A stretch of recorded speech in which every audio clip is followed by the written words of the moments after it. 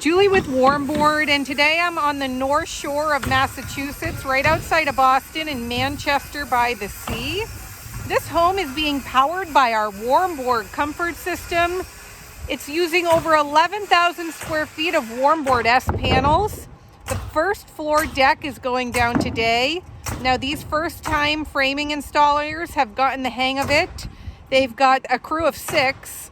They've got 2 crews of 2 working on installing panels in either direction. They have another guy who's staging the panels and another guy who's bringing the panels to be staged, from the pallets to be staged. So they're working efficiently. They'll get this first floor deck done today. Then it'll be on to wall framing.